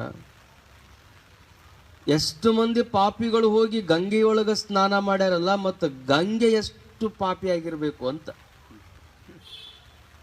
ಯಾಕಂದ್ರೆ ಪಾಪಿಗಳೆಲ್ಲ ಹೋಗಿ ಹೋಗಿ ಹೋಗಿ ಸ್ನಾನ ಮಾಡಿ ಮಾಡಿ ಮಾಡಿ ಆ ನೀರು ಎಷ್ಟು ಮಲಿನ ಆಗಿರಬೇಕು, ಗಂಗೆ ಎಷ್ಟು ಪಾಪಿ ಆಗಿರಬೇಕು. ಅವಾಗ ರಾಮಕೃಷ್ಣರು ಹೇಳಿದ್ರಂತೆ, ಗಂಗಾ ನದಿಯೊಳಗೆ ಇದುವರೆಗೂ ಯಾವ ಪಾಪಿಗಳೂ ಸ್ನಾನ ಮಾಡಿಲ್ಲ ಅಂದ್ರೆ. ಅರೆ, ನಾವು ಗಂಗಾ ನದಿಗೆ ಹೋಗೋದಕ್ಕೆ ನಾವು ಮಾಡಿದ ತಪ್ಪುಗಳನ್ನು ಕ್ಷಮಾ ಮಾಡಿ ನಮ್ಮ ಪಾಪವನ್ನು ನಾಶ ಮಾಡ್ತೆ ಅಂತನೂ ಹೋಗಿ ಗಂಗಾ ನದಿಯೊಳಗೆ ನಾವು ಮುಳುಗಿ ಬರ್ತೀವಿ. ನಾವ ಎಷ್ಟೋ ಸರಿ ಹೋಗಿ ಬಂದೀವಿ. ನೀವು ಯಾವ ಪಾಪಿಗಳು ಗಂಗಾ ನದಿಯೊಳಗೆ ಸ್ನಾನ ಮಾಡಿಲ್ಲ ಅಂತಿರಲ್ಲ, ಅದು ಹೆಂಗೆ? ಮಾಡಿಲ್ಲ ಅಂತಾರ. ಗಂಗಾ ನದಿಯೊಳಗೆ ಯಾವ ಪಾಪಿಗಳು ಸ್ನಾನ ಮಾಡಿಲ್ಲ. ಪಾಪಿಗಳು ಸ್ನಾನ ಮಾಡುವಷ್ಟು ಪಾಪ ಗಂಗೆನೂ ಮಾಡಿಲ್ಲ ಅಂತಾರ. ಪಾಪಿಗಳು ಸ್ನಾನ ಮಾಡುವಷ್ಟು ಪಾಪನ ಗಂಗೆಯೂ ಮಾಡಿಲ್ಲ. ಆಕೆಂದು ಅಂಥ ಪಾಪಿಗಳನ್ನು ಒಳಗೆ ಬಿಟ್ಕೊಳ್ಳಂಗಿಲ್ಲ. ಮತ್ತು ಹೋಗಿ ಮಾಡ್ತಾರಲ್ಲ, ಹೋಗಿ ಮಾಡ್ತಾರ, ಪಾಪ ಮಾಡಿರ್ತಾರ. ಪಾಪ ಮಾಡಿದವರು ಹೋಗಿ ಗಂಗಾ ನದಿ ಒಳಗೆ ಮುಳುಗಬೇಕು ಅಂತ ಹೆಂಗೆ ತಮ್ಮ ಬಟ್ಟಿಯನ್ನು ಅಲ್ಲಿ ಕಳೆದಿಡ್ತಾರ ದಂಡಿಗೆ, ಬಟ್ಟಿ ಕಳೆದಿಡೋದ್ರ ಜೊತೆಗೆ ಅವರು ಪಾಪ ನಾಶಕ್ಕಾಗಿ ಹೋಗಿ ನೀರಾಗಿ ಇಳಿತಾರ. ನೀರಾಗಿ ಇಳಿಯುವ ಮುಂದೆ ಏನು ಮಾಡ್ತಾವೆ, ಹೆಂಗೆ ಬಟ್ಟಿ ತೆಗೆದು ದಂಡಿಗೆ ಇಟ್ಟಿರ್ತಾರಲ್ಲ, ಹಂಗೆ ಅವ್ರು ಮಾಡಿದ ಪಾಪಗಳು ಎಲ್ಲ ಸುತ್ತಲಿದ್ದಲ್ಲೇ ಗಿಡದಾಗ ಕುಂತಿರ್ತಾವಂತ. ಇವ್ರು ಹೋಗಿ ನೀರಾಗಿ ಇವರಷ್ಟ ಮುಳುಗ್ತಾರ. ಇವರಷ್ಟ ನೀರಾಗ ಮುಳುಗಿ ಪಾಪ ಹೋತು ಅಂತ ಅನ್ಕೊಂಡು ಮ್ಯಾಲ ಬರ್ತಾರ. ಇವ್ರ ಮ್ಯಾಲ ಬರೋದು ಅಷ್ಟ ತಡ ಇವ್ರ ಪಾಪ ಎಲ್ಲ ಮತ್ತೆ ಬಂದು ಅವ್ರ ಮೈಯಾಗ ಹೋಗ್ತಾವ. ಅವರು ಹೆಂಗ ಬಟ್ಟೆ ತೆಗೆದಿಟ್ಟು ಹೊಳ್ಳಿ ಅದ ಬಟ್ಟೆ ಹಾಕೊಂಡ್ ಬರ್ತಾರಲ್ಲ, ಹಂಗ ನದಿಯಾಗ ಮುಳುಗಿ ಸ್ನಾನ ಮಾಡಿ ಅವ್ರು ಹೊರಗೆ ಬಂದ ತಕ್ಷಣ ಕೂತು ಗಿಡದಾಗ ಕೂತು ಪಾಪಗಳೆಲ್ಲ ಏನಾಕವಂತ ಹೊಳ್ಳಿ ಬಂದು ಅವನನ್ನು ಆಕ್ರಮಿಸ್ತಾವಂತ. ಯಾಕೆ ರಾಮಕೃಷ್ಣರು ಆ ಕಥೆಯನ್ನು ಹೇಳ್ತಾರಂದ್ರೆ, ಗಂಗಾ ನದಿಗೆ ಹೋಗಿ ಸ್ನಾನ ಮಾಡುವಂಥವನ ಮನೋಭಾವ ಹಿಂಗಿತ್ತಲ್ಲ, ಇನ್ನು ಮುಂದೆ ನಾನು ಈ ಪಾಪ ಕರ್ಮವನ್ನು ಆಚರಿಸಂಗಿಲ್ಲ ಅಂತ ಹೋಗಿ ಸ್ನಾನ ಮಾಡಿದ್ರೆ ಅಂಥವರ ಪಾಪವನ್ನು ಗಂಗೆ ತೊಳಿತಾಳ. ನೀ ಪಾಪ ಮಾಡಿದ ಸರ್ತಿಗೊಮ್ಮೆ ಅಲ್ಲಿ ಮುಳಿಗೆ ಬಂದು ಮತ್ತೆ ಅದ ಪಾಪನ ಮುಂದೆ ಮಾಡಕತ್ತಿ ಅಂದ್ರೆ ಆಕೇನು ಪಾಪ ಮಾಡೋದಕ್ಕೆ ರಿನ್ಯೂವಲ್ ಲೈಸೆನ್ಸ್ ಕೊಡುವಂತ ಏನು ತಿಳ್ಕೊಂಡಿರ ಅಂತಾರ ಅವ್ರು. ಈಗಿಷ್ಟು ಪಾಪ ಮಾಡೀನಿ, ನಿನ್ನೊಳಗೆ ಜಳಕ ಮಾಡೀನಿ, ಇವನ್ನೆಲ್ಲ ಕ್ಷಮಾ ಮಾಡಿಬಿಡು, ಮತ್ತು ಮುಂದಿನ ಸರಿ ಮತ್ತೆಷ್ಟು ಪಾಪ ಮಾಡ್ತೀನಿ, ಮತ್ತೆ ಹೊಳ್ಳಿ ಬಂದು ಜಳಕ ಮಾಡ್ತೀನಿ, ಎಲ್ಲ ಕ್ಷಮಾ ಮಾಡಿಬಿಟ್ರೆ ಗಂಗೆ ಪಾಪ ಮಾಡೋದಕ್ಕೆ ಮತ್ತೆ ಉತ್ತೇಜನ ಕೊಟ್ಟಂಗೆ ಹಾಕದಂಗೆ ಆಗಂಗಿಲ್ಲ. ಗಂಗಾ ನದಿಯೊಳಗೆ ಸ್ನಾನ ಮಾಡಿದ ಬಳಿಕ ಮುಂದೆ ಪಾಪ ಕರ್ಮಗಳನ್ನು ಆಚರಿಸಂಗಿಲ್ಲ ಅಂತ, ಅದಕ್ಕಿಂತಲೂ ದೊಡ್ಡ ಪಶ್ಚಾತ್ತಾಪ ಯಾವುದೂ ಇಲ್ಲ ಅಂತ. ನೀನು ಇಲ್ಲೇ ಇದ್ದೇ ಗಂಗಾ ಸ್ನಾನ ಮಾಡ್ಬೋದು ಹೇಳ್ತಾರೆ, ದಾಸರು ಹಾಡ್ತಾರೆ. ಹೀನ ಗುಣಗಳ ಹಿಂಗದೆ ಗಂಗೆಯ ಸ್ನಾನವ ಮಾಡಿದರೇನು ಫಲ, ಘಾತುಕತನವನ್ನು ಬಿಡದೆ ನಿರಂತರ ಗೀತೆಯನ್ನು ಓದಿದರೇನು ಫಲ. ಮನಸ್ಸಿನೊಳಗಂತ ಕೆಟ್ಟ ಗುಣಗಳನ್ನು ದುರ್ಬುದ್ಧಿಗಳನ್ನು ತುಂಬಿಕೊಂಡು ನಿತ್ಯ ನಾನು ಭಗವದ್ಗೀತೆ 700 ಶ್ಲೋಕಗಳನ್ನು ಓದ್ತೀನಿ ಅಂದ್ರೆ ತಗೊಂಡು ಏನು ಮಾಡೋದು? ಒಳಗೆ ಹೀನ ಗುಣಗಳನ್ನು ತುಂಬಿಕೊಂಡು ನೀನು ಗಂಗಾ ಸ್ನಾನ ಮಾಡಿದ್ರೆ ಗಂಗೆ ನಿನ್ನ ಪಾಪವನ್ನು ಎಷ್ಟು ತೊಳೆಯಕ್ಕೆದಾಳ. ಆ ಪಾಪನು ಹೋಗುವುದಿಲ್ಲ, ಅವ ಪಾಪಿನೂ ಎಲ್ಲಿ ಹೋಗುವುದಿಲ್ಲ. ಯಾವಾಗ ನಾವು ನಿಜವಾಗಿ ಸ್ನಾನ ಮಾಡಿದಂಗೆ ಆಗ್ತದಂದ್ರೆ, ಎಂಥದ್ದೇ ಪಾಪವನ್ನು ನಾವು ಆಚರಿಸಿರಲಿ ಭಗವಂತನಲ್ಲಿ ಕ್ಷಮ ಅದ. ಗಂಗಾ ಮಾತೆಯೂ ನಮ್ಮನ್ನು ಕ್ಷಮಿಸ್ತಾಳೆ, ಎಲ್ಲ ಯೋಗಿಗಳು ನಮ್ಮನ್ನು ಕ್ಷಮಿಸ್ತಾರೆ. ಯಾವಾಗಂದ್ರೆ, ಎಲ್ಲವೋ ಎಲ್ಲವೋ ಪಾಪಕರ್ಮ ಮಾಡಿದವನೇ, ಎಲ್ಲವೋ ಎಲ್ಲವೋ ಬ್ರಹ್ಮಹತ್ಯೆಯ ಮಾಡಿದವನೇ, ಒಮ್ಮೆ ಶರಣೆನ್ನೆಲ್ಲವೋ, ಒಮ್ಮೆ ಶರಣೆಂದಡೆ ನೀ ಮಾಡಿದ ಪಾಪ ಕರ್ಮಗಳೆಲ್ಲ ನಶಿಸುವವು, ಕೂಡಲ ಸಂಗಯ್ಯನ ಸಾಕ್ಷಿಯಾಗಿ. ಮಾಡಿದ ಪಾಪ ಕರ್ಮಗಳೆಲ್ಲ ನಾಶ ಅಕ್ಕವಂತ. ಯಾವಾಗ ನೀನು ಬ್ರಹ್ಮ ಹತ್ಯೆಯನ್ನು ಮಾಡಿದ್ರೂ ಆ ಪಾಪನು ನಾಶ ಆಕ್ಕದು, ಮಾತೃ ಹತ್ಯೆಯನ್ನು ಮಾಡಿದ್ರು ಆ ಪಾಪ ನಾಶ ಆಕ್ಕದು. ಯಾವಾಗ ನಾಶ ಆಕ್ಕದಂದ್ರೆ, ತಿಳಿದ ಒಂದು ಸಾರಿ ನಾನು ಮಾಡೀನಿ, ಇನ್ನು ಮುಂದೆ ಇಂಥ ಯಾವ ಪಾಪ ಕೃತ್ಯಗಳನ್ನು ನಾನು ಮಾಡಂಗಿಲ್ಲ ಅಂತ ಸದ್ಗುರುನಾಥನಿಗೆ ಒಮ್ಮೆ ಶರಣಾಗಿ ಒಮ್ಮೆ ಆ ಭಗವಂತನನ್ನು ನಿನ್ನ ಮನದೊಳಗೆ ತುಂಬಿಕೊಂಡು ಮತ್ತೆ ಆ ಪಾಪ ಕರ್ಮವನ್ನು ಆಚರಿಸದಂಗೆ ನೀನು ಬದುಕಿದಿ ಅಂದ್ರೆ ಹಿಂದೆ ಮಾಡಿದ ಎಲ್ಲ ಪಾಪಗಳಿಂದಲೂ ನೀನು ಮುಕ್ತನಾಗಿ ಬಿಡ್ತೀಯ ಅಂತ. ನಾರದ ಮುನಿಗಳು ಹಾದಿ ಹಿಡಿದು ಹೋಗುವಾಗ ಅಲ್ಲೇ ಕಳತನ ಮಾಡಿ ದರೋಡೆಯನ್ನು ಮಾಡಿ ಬಂದವರಿಗೆಲ್ಲ ತೊಂದರೆ ಕೊಡ್ತಿದ್ದಂಥ ವ್ಯಕ್ತಿಗೆ ಉಪದೇಶವನ್ನು ಮಾಡಿದರು. ನೀನೇನು ಪಾಪ ಕರ್ಮಗಳನ್ನು ಆಚರಣೆ ಮಾಡಕತ್ತಿದ್ದು ಇದೆಲ್ಲವೂ ನೀನೇ ಉಪಭೋಗ ಮಾಡಬೇಕು. ನಿನ್ನ ಬಿಟ್ಟರೆ ಇದನ್ನು ಯಾರೂ ತಗೊಳ್ಳೋದಕ್ಕೆ ಸಾಧ್ಯ ಇಲ್ಲ. ನೀನೇನೋ ಇನ್ನೊಬ್ಬರನ್ನ ಬಡಿತಿದ್ದಿ, ಇನ್ನೊಬ್ಬರಿಗೆ ನೀನು ಹಿಂಸೆಯನ್ನು ಮಾಡಿ ಬಂದಂಥ ಹಣವನ್ನೆಲ್ಲ ದೋಚಿಕೊಂಡು ಹೋಗಿ ನಿನ್ನ ಮನೆಯನ್ನು ನಡೆಸ್ತಿದ್ದಿ. ನೀನು ಒಯ್ದಂಥ ಈ ಹಣದೊಳಗೆ ಅವರು ಭಾಗಿಗಳದಾರ, ಆದರೆ ಪಾಪದೊಳಗೆ ಅವ್ರ ಭಾಗಿಗಳಾಗಂಗಿಲ್ಲ. ನೀ ಹೋಗಿ ಕೇಳ್ಕೊಂಡು ಬಾ. ನೀ ಮಾಡಿದ ಪಾಪದೊಳಗೆ ಅವ್ರು ಭಾಗಿಯಾಕಾರಂದ್ರೆ ಹೋಗಿ ಕೇಳ್ಕೊಂಡು ಬಾ, ಆವಾಗ ನೀನು ಇಂಥ ಕೊಲೆ ಸುಲಿಗೆಗಳನ್ನು ಮಾಡುವಂತೆ ಅಂತ ಹೇಳಿದಾಗ ಮನೆಗೆ ಹೋಗಿ ಕೇಳ್ತಾನ. ಯಾರು ಅವ ಮಾಡಿದ ಪಾಪ ತೆಗೆದುಕೊಳ್ಳಲಿಕ್ಕೆ ತಯಾರಿರಲಿಲ್ಲ. ಹೆಂಡತಿಗೆ ಪಾಪ ತಗೊಂಡ್ರೆ ಮಾಡ್ಕೊಂಡು ಅಂದಾಗ ತಂದು ಹಾಕುವುದು ನಿನ್ನ ಕರ್ತವ್ಯ. ನೀನು ತಂದು ಕೊಡ್ತೀವಿ ಅದರೊಳಗೆ ಮನೆ ನಡೆಸೋದು ನನ್ನ ಕರ್ತವ್ಯ. ನಿನ್ನ ಪಾಪಕ್ಕೆ ನಾನು ಭಾಗಿಯಲ್ಲ. ತಾಯಿ ಕೇಳಿದ್ರು ಆಕೆ ಹಾಗೆ ಅಂತಾಳ, ಹೆಂಡತಿ ಕೇಳಿದ್ರು ಹಂಗೆ ಅಂತಾಳ, ಮಕ್ಕಳು ಅಂತಾರ. ನೀನು ನಮಗೆ ಜನ್ಮ ಕೊಟ್ಟಿ ಅಂದ ಬಳಿಕ ನಮ್ಮನ್ನು ಸಾಕೋದು ನಿನ್ನ ಜವಾಬ್ದಾರಿ ಅದ. ನಿನ್ನ ಪಾಪ ನಮಗೆ ಗೊತ್ತಿಲ್ಲ, ಹೆಂಗೆ ಮಾಡ್ತಿ ಗೊತ್ತಿಲ್ಲ, ನೀನು ಜೋಪಾನ ಮಾಡಬೇಕು, ಅದು ನಿನ್ನ ಕರ್ತವ್ಯ. ಆವಾಗ ಅವರಿಗೆ ಜ್ಞಾನೋದಯ ಆಗ್ತದೆ. ಎಷ್ಟು ನಾನು ಮಾಡಿದ್ರೂ ಪಾಪದಿಂದ ಏನು ತಗೊಂಡು ಹೋದ್ರು ಅದರಿಂದ ಬರುವಂಥ ಪಾಪವನ್ನು ಇನ್ಯಾರೂ ತೆಗೆದುಕೊಳ್ಳಲಿಕ್ಕೆ ಸಾಧ್ಯ ಇಲ್ಲ. ಪಾಪ ಕೃತ್ಯಗಳಿಂದ ದೂರ ಉಳಿಬೇಕು ಅಂತ ನಾರದರ ಸನ್ನಿಧಾನಕ್ಕೆ ಹೋಗಿ ನನಗೆ ಮಂತ್ರೋಪದೇಶವನ್ನು ಮಾಡಬೇಕು ಅಂತ ಬೇಡಿದಾಗ ಅವರು ರಾಮ ಅನ್ನುವ ಮಂತ್ರವನ್ನು ಕೊಟ್ಟರು. ರಾಮ ಅನ್ನುವಂಥ ಮಂತ್ರ ಕೊಟ್ಟರೆ ರಾಮ ಅನ್ಲಿಕ್ಕೆ ಬರಲಿಲ್ಲ, ಮರ ಅಂತಿದ್ದ. ಏನಂತಿದ್ದ? ಮರ. ಯಾಕೆಂದು ರಾಮ ಅಂದದ್ದು ಗೊತ್ತನೇ ಇಲ್ಲ. ಉಲ್ಟಾ ನಾಮ ಜಪತ್ ಜಗಜಾನ ವಾಲ್ಮೀಕಿ ಭಯೋ ಬ್ರಹ್ಮ ಸಮಾನ. ರಾಮ ಅನ್ನುವಂಥ ಮಂತ್ರ ಕೊಟ್ಟರು ರಾಮ ಅನ್ನಕ್ಕೆ ಬರ್ತಿದ್ದಿಲ್ಲ, ಮರ ಮರ ಮರ ಮರ ಅಂತಿದ್ದ. ಆದರೆ ಇನ್ನೊಮ್ಮೆ ಈ ಪಾಪವನ್ನು ಆಚರಿಸುವುದಿಲ್ಲ ಅನ್ನುವಂಥ ಅಂತಃಕರಣ ಶುದ್ಧಿ ಏನಾಗಿತ್ತಲ್ಲ, ಆ ಶುದ್ಧ ಅಂತಃಕರಣದಿಂದ ಅವ ಮರ ಅಂದ್ರೂ ಸಹಿತ ರಾಮ ವಿಚಾರ ಮಾಡಿದ, ನನ್ನ ನಾಮವನ್ನೇ ಅವ ಪಠಣ ಮಾಡಕತ್ತಾನಂತ ಅವನಿಗೆ ದಿವ್ಯ ಅನುಗ್ರಹವನ್ನು ದಯಪಾಲಿಸಿದ. ಅಂತ ಕಠೋರವಾದಂಥ ಮನಸ್ಸುಳ್ಳಂಥವ, ಕ್ರೂರಿಯಾಗಿರುವಂಥ ವ್ಯಕ್ತಿ ಅಂತಃಕರಣ ಕರಗಿ ಬರುವಂಥ ರಾಮಾಯಣವನ್ನು ಬರಿಬೇಕಾಗಿತ್ತು ಅಂದರೆ ಅದು ಎಂಥ ಶಕ್ತಿಯನ್ನು ಭಗವಂತ ಅವರಿಗೆ ದಯಪಾಲಿಸಿರಬೇಡ. ಕಾರಣ ಯಾವ ಪಾಪವನ್ನು ಆಚರಿಸಿದರೂ ಯಾವಾಗ ಅದರ ಅರಿವು ಆಗ್ತದೆ, ಅರಿವಿನ ನಂತರದಲ್ಲಿ ಅದನ್ನು ಮರೆತು ಸದ್ಗುರುಗಳಿಗೆ ಶರಣಾಗತರಾಗಿ ಮತ್ತೆ ಆ ಪಾಪವನ್ನು ಆಚರಿಸದೇ ಇದ್ದರೆ ಗಂಗೆಯು ಸಹಿತ ನಮ್ಮ ಪಾಪಗಳನ್ನು ತೊಳಿತಾಳೆ. ಓದಿದ ಗೀತೆಯು ನಮ್ಮ ಬದುಕಿಗೆ ಬೆಳಕು ನೀಡಲಿಕ್ಕೆ ಸಾಧ್ಯ ಆಗ್ತದೆ. ಆ ಕಾರಣದಿಂದ ನಾವು ಗಂಗಾ ಸಾಗರದ ಸ್ನಾನ ಮಾಡುವುದರಿಂದ ನಾವು ಮುಕ್ತರಾಗ್ತೀವಿ ಅಂದರೆ ಅದರಿಂದ ಸಾಧ್ಯ ಇಲ್ಲ. ಮತ್ತವ್ರು ಹೇಳ್ತಾರೆ ವ್ರತ ಪರಿಪಾಲನ.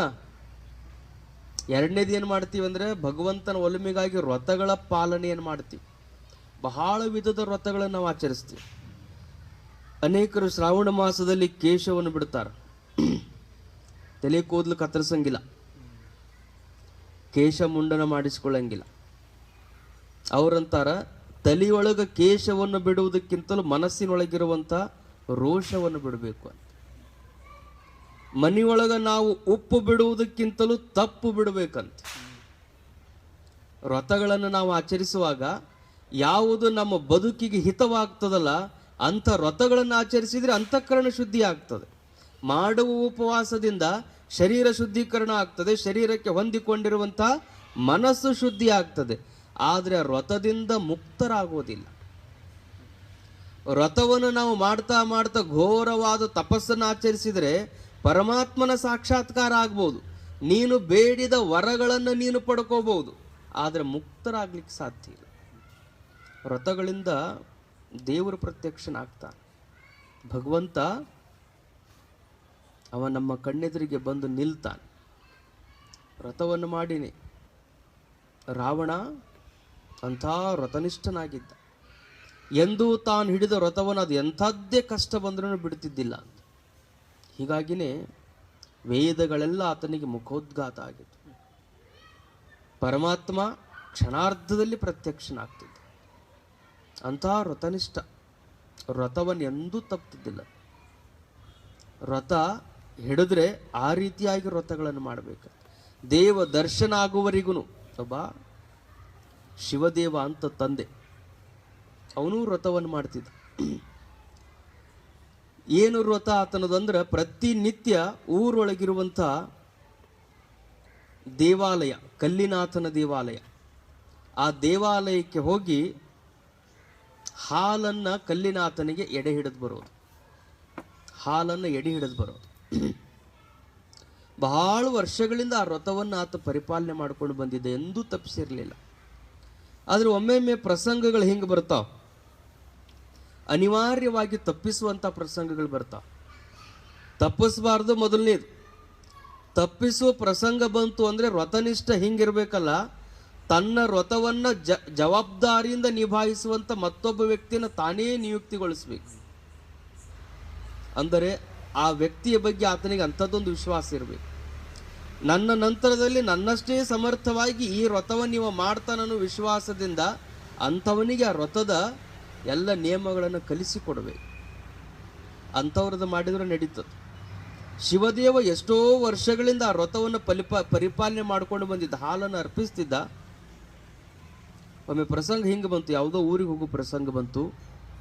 ಮಗಳನ್ನು ಕರೆದು ಹೇಳ್ತಾ, ನಾಳೆ ನಾನು ಇರೋದಿಲ್ಲ, ಕಲ್ಲಿನಾಥ ದೇವಾಲಯಕ್ಕೆ ಹೋಗಿ ಹಾಲಿನ ವ್ರತದ ನಿಯಮವನ್ನು ನೀನು ಮುಗಿಸಿ ಬಾ. ತಂದೆ ಹೇಳಿದ ಮಾತಿಗೆ ಮಗಳು ಆಯಿತು ಅಂತ. ಬಾಲಕಿ 10-12 ವರ್ಷದ ಹುಡುಗಿ, ತಂದೆ ಹೇಳುವಂಥ ಮಾತಿನಲ್ಲಿ ಅಂಥದ್ದೊಂದು ಶ್ರದ್ಧಾ.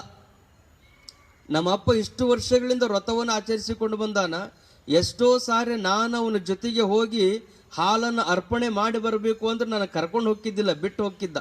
ಒಬ್ಬನೇ ಹೋಗಿ ಅರ್ಪಿಸಿ ಬರುವಂಥ ವ್ರತವನ್ನು ಪರಿಪಾಲನೆ ಮಾಡಿಕೊಂಡು ಬಂದಿದ್ದ. ಅಂಥ ತಂದೆ ಮುಂದುವರಿಸಿಕೊಂಡು ಬಂದಂಥ ಈ ಸೌಭಾಗ್ಯ ಇವತ್ತು ನನಗೆ ಪ್ರಾಪ್ತಿಯಾಗ್ಯದಂದ್ರೆ ಯಾಕೆ ಒಲ್ಲೆ ಅನ್ನಬೇಕು ಅಂತ ಮಗಳು, ನಾನು ಹೋಗ್ತೀನಿ ನಾಳೆ ಬೆಳಿಗ್ಗೆ ಅಂತ. ಮುಗ್ಧವಾದ ಮನಸ್ಸು, ತಂದೆಯ ವ್ರತದ ಮೇಲೆ ಆಕೆಗೆ ಅಂಥದ್ದೊಂದು ನಿಷ್ಠೆ. ತಂದೆ ಊರಿಗೆ ಹೋಗಿದ್ದ, ಬೆಳಿಗ್ಗೆ ಹಾಲು ತಗೊಂಡು ಕಲ್ಲಿನಾಥ ದೇವಾಲಯಕ್ಕೆ ಹೋಗ್ತಾ. ಕಲ್ಲಿನಾಥ ದೇವಾಲಯಕ್ಕೆ ಹೋಗಿ ಕಲ್ಲಿನಾಥನ ಮುಂದೆ ಹಾಲಿನ ಬಟ್ಟಲನ್ನಿಟ್ಟು ಭಕ್ತಿ, ವಿನಯ, ಶ್ರದ್ಧೆಯಿಂದ ಕಲ್ಲಿನಾಥನನ್ನು ಬೇಡ್ತಾಳೆ. ಭಗವಂತ, ಇವತ್ತು ಅಪ್ಪ ಬಂದಿಲ್ಲ, ಅಪ್ಪನ ವ್ರತವನ್ನು ನಾನು ಮುಂದುವರಿಸೀನಿ. ನಮ್ಮಪ್ಪ ಬಂದಿಲ್ಲ ಅಂತ ಹಾಲು ಕುಡಿಯೋದನ್ನು ಬಿಡಬೇಡ, ತಪ್ಪದೇ ಈ ಹಾಲನ್ನು ನೀನು ಸ್ವೀಕಾರ ಮಾಡಬೇಕು ಅಂತ ಕೈ ಮುಗಿದು ಆಕೆ ಬೇಡಿಕೊಂಡಾಗ ಕಲ್ಲಿನಾಥ ಹಾಲನ್ನು ಸ್ವೀಕಾರ ಮಾಡಿದ. ಆಕೆಯ ಭಕ್ತಿ ಭಾವಕ್ಕೆ ಒಲದಂಥ ಕಲ್ಲಿನಾಥ ಹಾಲನ್ನು ಸ್ವೀಕಾರ ಮಾಡಿದ. ಖಾಲಿ ಬಟ್ಟಲನ್ನು ತಗೊಂಡು ಆಕೆ ಮನೆಗೆ ಬಂದ. ಮನೆಗೆ ಬರೋದ್ರೊಳಗಾಗಿನೇ ಊರಿಗೆ ಹೋಗಿದ್ದ ಅಪ್ಪ, ಇವನು ಮನೆಗೆ ಬಂದ. ಮನೆಗೆ ಬಂದ ಹಾಲನ್ನು ಬಟ್ಟಲು ನೋಡ್ತಾನೆ, ಖಾಲಿ ಆಗ್ಯದ. ಹಾಲೆಲ್ಲಿ ಅಂತ ಕೇಳಿದ. ಅವಾಗ ಆಕೆ ಅಂದ್ಲು, ಇಲ್ಲ, ಕಲ್ಲಿನಾಥನಿಗೆ ಸಮರ್ಪಣೆ ಮಾಡಿದೆ. ಕಲ್ಲಿನಾಥ ಎಲ್ಲಿ ಹಾಲು ಕುಡಿತಾನ ಅಂದವರಪ್ಪ. ಕಲ್ಲಿನಾಥ ಎಲ್ಲಿ ಹಾಲು ಕುಡಿತಾನ? ಎಷ್ಟು ವರ್ಷಗಳಿಂದ ನಾನು ಕಲ್ಲಿನಾಥನಿಗೆ ಹಾಲಿನ ಎಡೆಯನ್ನು ಮಾಡಿ ಗುಡಿಯೊಳಗೆ ಕೂತು ನಾನು ಕುಡಿದು ಬಂದೀನಿ. ಹಾಲಿನ ಎಡೆಯನ್ನು ಮಾಡಿ ಆತನಿಗೆ ಎಡೆ ತೋರಿಸಿ ಹಾಲನ್ನು ನಾನು ಕುಡಿದು ಬಂದೀನಿ ಹೊರತು ಒಂದು ದಿವಸನೂ ಹಾಲನ್ನು ಸ್ವೀಕಾರ ಮಾಡಿಲ್ಲ. ನೀನು ಹೋಗುವುದೇ ಇವತ್ತು ಒಂದು ದಿವಸ ಹೋಗಿದ್ದಿ, ಇಡೀ ಬಟ್ಟಲ ಹಾಲೆಲ್ಲ ಕಲ್ಲಿನಾಥ ಕುಡ್ದಾನ ಅಂತ ಹೇಳ್ತಿದ್ದೆ. ಅದು ಹೆಂಗೆ ಸಾಧ್ಯ? ಅದು ಸಾಧ್ಯ ಇಲ್ಲ. ಮಗಳಂತಾಳ, ಅಕ್ಕಿ ಏನು ತಿಳ್ಕೊಂಡಿದ್ಲು, ಇಷ್ಟು ವರ್ಷ ನಮ್ಮಪ್ಪ ಏನು ಹಾಲು ತೊಗೊಂಡು ಹೋಗ್ಯಾನ ಕಲ್ಲಿನಾಥನಿಗೆ ಕುಡಿಸೆ ಬಂದಾನಂತಲೇ ತಿಳ್ಕೊಂಡಾಳ. ಆದ್ರೆ ತಂದೆ ಏನು ಮಾಡ್ಯಾನ? ಎಡೆ ಹಿಡಿಯೋದು, ತಾನು ಕುಡಿಯೋದು. ನಾವೆಲ್ಲ ಹಂಗೆ ಮಾಡ್ತೀವಿ. ದೇವರಿಗೆ ಎಡೆ ಹಿಡಿತೀವಿ, ಹಿಡಿದ ಎಡೆಯನ್ನು ಪ್ರಸಾದ ಅಂತ ನಾವು ತೊಗೊಂಡು ಬಿಡ್ತೀವಿ. ಯಾವುದೇ ಮಾಡಿರಲಿ, ಯಾವ ದೇವರು ಹಾಗೆ ಸ್ವೀಕಾರ ಮಾಡಿಲ್ಲ. ಹಾಗೇನ ಶಿವದೇವನು ಹಾಗೆ ಮಾಡ್ತಿದ್ದ, ಎಡೆ ಹಿಡಿತಿದ್ದ, ತಾನು ಕುಡಿದು ಬರ್ತಿದ್ದ. ಇದು ಅವನಿಗೂ ಆಶ್ಚರ್ಯ ಆಗ್ತದೆ. ನಿನ್ನ ಭಕ್ತಿಗೆ ಕಲ್ಲಿನಾಥ ಒಲಿದು ನೀನು ಕೊಟ್ಟ ಹಾಲನ್ನು ಸ್ವೀಕಾರ ಮಾಡ್ಯಾನಂದ್ರೆ ಈಗ ತಗೊಂಡು ಹೋಗುನು ಮತ್ತೊಮ್ಮೆ ನೀವು ಕುಡಿಸ್ಬೇಕು ಅಂತ. ಆ ಹುಡುಗಂತೂ ಅದೇನು ದೊಡ್ಡ ವಿಷಯ. ನಾನೇನು ಪರಮಾತ್ಮನಲ್ಲಿ ಬಹಳ ಬೇಡಿಲ್ಲ, ನಮ್ಮಪ್ಪ ಇಷ್ಟು ವರ್ಷದಿಂದ ವ್ರತ ಮಾಡ್ಕೋತ ಬಂದಾನ, ಅಪ್ಪನ ವ್ರತ ಮುರಿಬಾರ್ದು ಅಂತ ನನ್ನ ಕೈ ಒಳಗ ವ್ರತವನ್ನು ಒಪ್ಪಿಸಿ ಹೋಗ್ಯಾನ. ಅದಕ್ಕೆ ನೀ ತಗೋ ಅಂತ ನಾ ಬೇಡಿದ ಒಂದೇ ಒಂದು ಮಾತಿಗೆ ಭಗವಂತ ಸ್ವೀಕಾರ ಮಾಡ್ಯಾನ. ನಾನೇನು ಅದ್ರೊಳಗೆ ಭಾಳ ಕಷ್ಟಪಟ್ಟಿಲ್ಲ. ನಾ ಹೇಳುವ ಮಾತಿನೊಳಗೆ ನಿಮ್ಗೆ ಸಂಶಯ ಇತ್ತು ಅಂದ್ರೆ ನಿಮ್ಮ ಕಣ್ಣೆದುರಿಗೆ ಹಾಲನ್ನು ಕುಡಿಸ್ತೀನಿ ನಡ್ರಿ ಅಂತ ಮಗಳು ಕಲ್ಲಿನಾಥನ ದೇವಾಲಯಕ್ಕೆ ಕರ್ಕೊಂಡು ಹೋಗ್ತಾ. ಕಲ್ಲಿನಾಥನ ಎದುರಿಗೆ ಯಾವಾಗ ಈ ಶಿವದೇವನ ಮಗಳು ಹಾಲನ್ನು ಕಲ್ಲು ದೇವರಿಗೆ ಹಾಲು ಕುಡಿಸಾಳ ಅನ್ನೋದು ಊರಾಗ ಸುದ್ದಿ ಗೊತ್ತಾತೋ, ಅದನ್ನು ನೋಡಬೇಕು. ಮತ್ತೆ ಹಾಲು ಕುಡಿಸಕ್ಕೆ ಹೊರಟಾಳಂತ ಊರಾಗ ಸುದ್ದಿ ಹತ್ತಿದ ತಕ್ಷಣನೇ ನಾನು ನೀನು ಅಂತ ಊರು ಮಂದೆಲ್ಲ ಅಲ್ಲಿ ಕೂಡಿದ್ರು. ಕಲ್ಲಿನಾಥನ ದೇವಾಲಯದೊಳಗೆ ಊರು ಜನ ಎಲ್ಲ ಕೂಡ್ಯಾರ. ತಂದೆ ಮುಂದೆ ನಿಂತ್ಕೊಂಡಾನ, ಬಟ್ಟಲನ್ನು ಹಿಡಿದು ಮಗು ಕಲ್ಲಿನಾಥನ ಮುಂದೆ ನಿಂತುಕೊಂಡ. ಕಲ್ಲಿನಾಥ, ಬೆಳಗಿನ ಸಮಯದಲ್ಲಿ ಬಂದು ನಿನಗೆ ಹಾಲು ಕುಡಿಸಿ ನನ್ನ ತಂದೆಯ ವ್ರತವನ್ನೇನು ನಾನು ಮುಂದುವರಿಸಿದ್ದೆ. ನಮ್ಮಪ್ಪ ನನ್ನ ಮೇಲೆ ಒಂದು ಸಂಶಯವನ್ನು ವ್ಯಕ್ತಪಡಿಸಾನ. ಹಾಲನ್ನು ನೀನು ಕಲ್ಲಿನಾಥನಿಗೆ ಕುಡಿಸಿಲ್ಲ, ನೀನು ಕುಡಿದಿ ಅನ್ನುವಂಥ ಅಪವಾದವನ್ನು ನನಗೆ ಕೊಟ್ಟಾನ. ನಾನು ಕುಡ್ದಿಲ್ಲ, ನೀನೇ ಹಾಲನ್ನು ಸ್ವೀಕಾರ ಮಾಡಿ ಅಂತ ಎದ್ದು ಬಂದು ಈ ವ್ರತದ ನಾನೇನು ತಂದಿರುವಂಥ ಹಾಲದ ನೀನು ಸ್ವೀಕಾರ ಮಾಡಬೇಕು ಅಂತ ಬಾಲಕಿಯ ಕಲ್ಲಿನಾಥನಲ್ಲಿ ಬೇಡಿಕೊಂಡಾಗ ಕಲ್ಲಿನಾಥ ಪರಮಾತ್ಮ ಯಾವಾಗಲೂ ಹಂಗ ಇರ್ತಾನೆ. ಯಾವಾಗ ನಮ್ಮ ಭಕ್ತಿ ಗುಪ್ತವಾಗಿರ್ತದೆಯೋ ಅವ ನಮ್ಮ ಜೊತೆಗೆ ಮಾತಾಡ್ತಾನೆ. ಯಾವಾಗ ನಮ್ಮ ಭಕ್ತಿ ಅದು ಸಾರ್ವಜನಿಕವಾಗಿ ಪರಿವರ್ತನೆ ಆಗ್ತದಲ್ಲ ಅವಾಗ ಬರುವುದಿಲ್ಲ. ಬೆಳಿಗ್ಗೆ ಬಂದಾಗ ಹಾಲನ್ನು ಸ್ವೀಕಾರ ಮಾಡಿದಂತ ಕಲ್ಲಿನಾಥ ಈಗೇನು ಬೇಡಿದ್ರು ಆ ಮಗುವಿನ ಮಾತಿಗೆ ಮನ್ನಣೆ ಕೊಟ್ಟು ಹಳ್ಳಿ ಬರುವಲ್ಲ. ಆವಾಗ ಬಾಲಕಿ ಕೇಳುತ್ತದೆ, ಬೆಳಿಗ್ಗೆ ನಾನು ತರುವಾಗ ಒಬ್ಬಳೇ ತಂದಿದ್ದೆ, ಈಗ ಊರ ಜನರೆಲ್ಲ ನನ್ನ ಜೊತೆಗೆ ಬಂದಾರ. ಮತ್ತ ಅವಸರದೊಳಗೆ ಬಂದೆ. ಬೆಳಿಗ್ಗೆ ಒಬ್ಬಳೇ ಇದ್ದೆ, ಅತ್ಯಂತ ಏಕಾಂತದೊಳಗೆ ಕೂತು ಹಾಲನ್ನು ಕಾಸಿಕೊಂಡು ನಿನಗೆ ತಂದಿದ್ದೆ. ಈಗ ನನ್ನ ಭಕ್ತಿ ಪರೀಕ್ಷೆ ಕಾಲ ಬಂದ ಕಾರಣದಿಂದ ನಾನು ಅವಸರದೊಳಗೆ ಬಂದೀನಿ. ಅವಸರದೊಳಗೆ ಬರುವುದ್ರಾಗ ಹಾಲಿಗೆ ಏನಾದರೂ ತೊಂದರೆ ಆಗೈತೇನೆ ಅಂತ ಕೇಳ್ತಾಳೆ. ಯಾಕೆ ಹಾಲನ್ನು ನೀನು ಸ್ವೀಕಾರ ಮಾಡುವ? ಹಾಲೇಂ ಕಾಯದೋ ದೇವ ಗೊತ್ತಿತೋ ಬಿಸುಪಾರಿರ್ತದೋ ಕಣ್ಣಿಗೆ ರಂಜಿಸದು ಮೇಲ್ ಪೊಗೆ ಸುತ್ತಿಕ್ಕುದು ಪೆರರ ಕಣ್ಣು ಎಂಜಲಾದತ್ತು ಬಲ್ ಬಿಸಿಯಾಗಿರ್ತದೆ. ಯಾಕೆ ನಾನು ತಂದ ಹಾಲನ್ನು ನೀನು ಸ್ವೀಕಾರ ಮಾಡುವಲ್ಲಿ ಅಂತ ನಾ ಹಾದಿ ಹಿಡಿದ ಹಾಲನ್ನು ಹಿಡ್ಕೊಂಡು ಬರುವಾಗ ಯಾರ ಅಂಥವ್ರಿಂತ ದುಷ್ಟರ ಕಣ್ಣಿದ್ರ ಮೇಲೆ ಏನ್ರ ಬಿದ್ದೈತನು? ಯಾಕೆ ಹಾಲು ತಗೋಬಂದಿ? ಹಾಲು ನಾನು ತರುವಾಗ ಅವಸರದೊಳಗೆ ಅರ್ಧಮರ್ಧ ಕಾಸ್ಕೊಂಡು ಬಂದೀನೋ ಹೇಗೋ? ಹಾಲೇನ್ರ ಹೊಗಿಸುತ್ತಾಗ್ಯಾವೋ ಏನೋ? ಹಾಲಿಗೆ ನಾನು ಬೆರೆಸಿದಂತ ಸಕ್ಕರೆ ತುಪ್ಪಗಳ ಮಿಶ್ರಣ ಸರಿಯಾಗಿಲ್ಲ ಏನೋ? ಯಾಕೆ ನೀ ಬೆಳಿಗ್ಗೆ ತಗೊಂಡಾವು ಈಗ ಯಾಕೆ ಹಾಲನ್ನು ನೀನು ಸ್ವೀಕಾರ ಮಾಡುವಲ್ಲಿ ಅಂತ ಬಾಲಕಿ ಭಗವಂತನಲ್ಲಿ ಅನನ್ಯ ಪ್ರೇಮದಿಂದ ಬೇಡುತ್ತೆ. ನನ್ನ ವ್ರತ, ನನ್ನ ತಂದೆ ಮಾಡಿದಂಥ ವ್ರತ, ಎಷ್ಟು ವರ್ಷಗಳಿಂದ ತಂದೆಯ ವ್ರತವನ್ನು ಪರಿಪಾಲನೆ ಮಾಡಿಕೊಂಡು ಬಂದಾನ. ನೀನೇ ಹಾಲನ್ನು ಕುಡಿದಿ ಅನ್ನುವಂಥ ಭಾವದೊಂದಿಗೆ ನಾನು ಬಂದಾಗ ಬೆಳಿಗ್ಗೆ ನೀನು ಹಾಲನ್ನು ಸ್ವೀಕಾರ ಮಾಡಿದ್ದಿ. ನನ್ನ ತಂದೆ ಮಾಡಿದ ವ್ರತ ಅದು ಸತ್ಯಶುದ್ಧವಾಗಿದ್ರೆ ನೀನು ಎದ್ದು ಬಂದು ಈ ಹಾಲನ್ನು ಸ್ವೀಕಾರ ಮಾಡಿ. ಪಾರ್ವತಿ ಪರಮಾತ್ಮ ಇಬ್ಬರು ಕೂತಿದ್ರಂತೆ. ಪಾರ್ವತಿ ಹೇಳಿದ್ಲು, ಬೆಳಿಗ್ಗೆ ಆ ಹುಡುಗಿ ಬೇಡಿದ ತಕ್ಷಣ ಹೋಗಿ ಕುಡಿದಿರಿ. ಈಗ ಎಷ್ಟು ಪರಿಪರಿಯಾಗಿ ಹಾಲನ್ನು ಸ್ವೀಕಾರ ಮಾಡುವಂತ ಬೇಡ್ಕೊಳ್ಳಕತ್ರು ಯಾಕೆ ನೀವು ಹಾಲನ್ನು ಕುಡಿಬಾರ್ದು ಅಂತ ಪರಮಾತ್ಮನ ಪಾರ್ವತಿ ಕೇಳಿದಾಗ ಪರಮಾತ್ಮ ಅಂತಾನ, ಏನಿಲ್ಲ, ಹಾಲು ಕುಡಿಬೇಕು ಅಂತ ನನಗೂ ಮನಸ್ಸಿಗದ, ಆದ್ರೆ ಹಾಲಿಗಿಂತಲೂ ಮಧುರವಾಗಿ ಆಕೆ ಮಾತುಗಳದ. ಹಾಲು ಕಾದಿಲ್ಲನು ಅಂತ ಕೇಳ್ತಾಳ, ಹಾಲು ಕಣ್ಣಿಗೆ ಯಾರಾದ್ರೂ ಕಣ್ಣು ಬಿಟ್ಟಾರೇನೋ ಅಂತ ಕೇಳ್ತಾಳ, ಹಾಲು ಸರಿಯಾಗಿ ಕಾಯಿಸಿಲ್ಲೇನೋ ಅಂತ ಕೇಳ್ತಾಳ, ಹೆಪ್ಪು ಸರಿಯಾಗಿಲ್ಲನೋ ಅಂತ ಕೇಳ್ತಾಳ, ಅದಕ್ಕೆ ಜೇನು ತುಪ್ಪ ಸರಿಯಾಗಿ ಬೆರೆಸಿಲ್ಲನು ಅಂತ ಕೇಳ್ತಾಳ. ಇಷ್ಟೆಲ್ಲ ತಂದೆಗೆ ಉಪಚಾರ ಮಾಡುವ ಹಾಗೆ ಆಕೆಯ ಮಾತಿನ ಸವಿ ಏನೈತಲ್ಲ, ಆ ಸವಿಯ ಮುಂದೆ ಆ ಹಾಲಿನ ಸವಿ ನನಗೇನು ಅನಿಸ್ವಲ್ದು. ಅದಕ್ಕೆ ಆ ಮಾತಿನ ರುಚಿ ನೋಡಿದ್ರೆ ಸಲ ಸುಮ್ಮನೆ ಕೂತೀನಿ ಅಂದ. ಪಾರ್ವತಿ ಅಂತಾಳ, ಸಾಕು, ಆ ಬಾಲಕಿಯ ತಂದಿರುವಂಥ ಹಾಲನ್ನು ನೀವು ಸ್ವೀಕಾರ ಮಾಡಲಿಕ್ಕೆ ಹೋಗಬೇಕು ಅಂತ ಪಾರ್ವತಿ ಅಪ್ಪಣೆಯನ್ನು ಕೊಟ್ಟಾಗ ಪರಮಾತ್ಮ ಇನ್ನೊಂದು ಸ್ವಲ್ಪ ಕಾಯ್ದು ನೋಡೋಣ ಅಂತ ಸುಮ್ಮನೆ ಕೂತ್ಕೊಂಡ. ಬಾಲಕಿ ಅಂತಾಳ, ನಮ್ಮ ತಂದೆಯ ವ್ರತ, ನನ್ನ ಮೇಲೆ ಬಂದಿರುವಂಥ ವ್ರತಹೀನಳು ಅನ್ನುವಂಥ ಅಪವಾದ ನಿನಗೇ ಹಾಲನ್ನು ಕುಡಿಸಿದ್ರು ತಾನು ಕುಡಿದು ಬಂದಾಳ ಅನ್ನುವಂಥ ಅಪವಾದ ನನ್ನ ಮೇಲೆ ಏನು ಬಂದದೆ, ಇದರಿಂದ ನನ್ನನ್ನು ನೀನು ಮುಕ್ತಳನ್ನಾಗಿ ಮಾಡದೆ ಹೋದರೆ ನಾನು ಪ್ರಾಣ ಸಮೇತ ಮನೆಗೆ ಹೋಗೋದಿಲ್ಲ ಅಂತ ಬಾಲಕಿ ಯಾವಾಗ ಇರುವಂಥ ಶಿವಲಿಂಗಕ್ಕೆ ತನ್ನ ತಲೆಯನ್ನು ಒಡೆದುಕೊಂಡು ಪ್ರಾಣವನ್ನು ಬಿಡಬೇಕು ಅನ್ನೋದ್ರೊಳಗಾಗಿನೇ ಆ ಲಿಂಗದಿಂದನೇ ಪರಮಾತ್ಮ ಉದ್ಭವನಾದಂತೆ. ಲಿಂಗದಿಂದ ಪರಮಾತ್ಮ ಉದ್ಭವನಾಗಿ ಎಲ್ಲರೂ ಕಾಣುವಂತೆ ತಾನು ಹಾಲನ್ನು ಸ್ವೀಕಾರ ಮಾಡಿ, ಕೇವಲ ಹಾಲನ್ನು ಮಾತ್ರ ಸ್ವೀಕಾರ ಮಾಡಲಿಲ್ಲ, ಆ ಬಾಲಕಿಯನ್ನು ಸಹಿತ ತನ್ನೊಳಗನೇ ಪರಮಾತ್ಮ ಐಕ್ಯ ಮಾಡಿಕೊಂಡ ಅಂತ. ಆಕೆಗೆ ಸಾರೋಪ್ಯ ಪದವಿಯನ್ನು ನೀಡಿದ ಅಂತ. ತನ್ನೊಳಗ ತಗೊಂಡು ಅವ ಹೋದಾಗ ಇರುವಂಥ ತಂದೆ, ಕಣ್ಣೆದುರಿಗಿರುವಂಥ ತಂದೆ ಕೇಳಿದಂತೆ, ಕೊಡು ಕೂಸು, ನನ್ನ ಕೂಸನ್ನು ಮರಳಿ ಕೊಡು ಅಂತ ಕೇಳಿದ. ಕೊಡು ಕೂಸು ಅಂತ ಕೇಳಿದ. ಅದೇ ಕನ್ನಡದಲ್ಲಿ ಕೊಡಗೂಸು ಅನ್ನುವಂಥ ಶಬ್ದದಿಂದ ಕೋಳೂರು ಕೊಡಗೂಸು ಅಂತ ಬಹಳ ಪ್ರಸಿದ್ಧವಾದಂಥ ಪುರಾತನರ ಕಥೆ. ಕಾರಣ ಏನು ಅಂದರೆ, ನಾವು ವ್ರತವನ್ನು ಸತ್ಯಶುದ್ಧವಾಗಿ ಆಚರಿಸಿದ್ವಿ ಅಂದರೆ ಆ ವ್ರತಕ್ಕೆ ಪರಮಾತ್ಮ ಪ್ರತ್ಯಕ್ಷನಾಗ್ತಾನೆ. ಮಾಡುವ ವ್ರತಗಳಿಗೆ ಪರಮಾತ್ಮನ ಅನುಗ್ರಹ ಇರ್ತದೆ. ಆದರೆ ಜೀವನಿಗೆ ಮುಕ್ತಿ ಇಲ್ಲ. ಮುಕ್ತಿ ಆಗಬೇಕಾಗಿತ್ತು ಅಂದರೆ ಜ್ಞಾನ ಒಂದೇ ಉಪಾಯ. ಮುಕ್ತಿಗೆ ಜ್ಞಾನ ಒಂದೇ ಉಪಾಯ. ದಾನ ಮಾಡ್ತೀವಲ್ರಿ ಅಂದರೆ ದಾನದಿಂದಲೂ ಆಗಂಗಿಲ್ಲ. ದಾನದಿಂದ ಅಹಂಕಾರ ವೃದ್ಧಿ ಆಗ್ತದೆ. ಬಹಳಷ್ಟು ಪ್ರಸಂಗಗಳಲ್ಲಿ ದಾನದಿಂದ ಏನಾಗ್ತದೆ? ಅಹಂಕಾರ ವೃದ್ಧಿ ಆಗ್ತದೆ. ಕಾರಣ ಏನು ಅಂದರೆ, ದಾನ ಕೊಡುವಾಗ ಕೈ ಮ್ಯಾಲಿರ್ತದೆ, ತಗೊಳ್ಳೋನ್ ಕೈ ಹೆಂಗಿರ್ತದೆ? ಕೆಳಗಿರ್ತದೆ.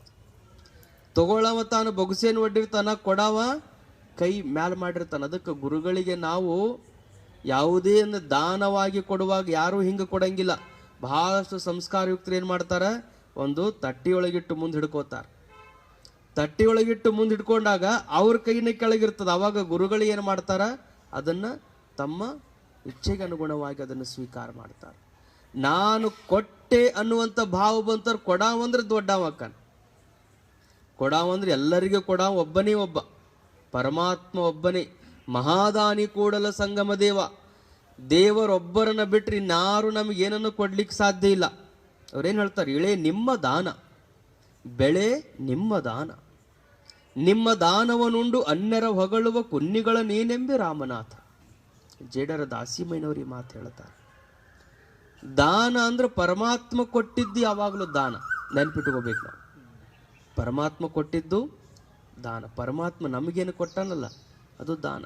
ಇಳೆ ಪರಮಾತ್ಮನ ದಾನ, ಬೆಳೆ ಪರಮಾತ್ಮನ ದಾನ, ನೀರು ಪರಮಾತ್ಮ ನೀಡಿದಂಥ ದಾನ.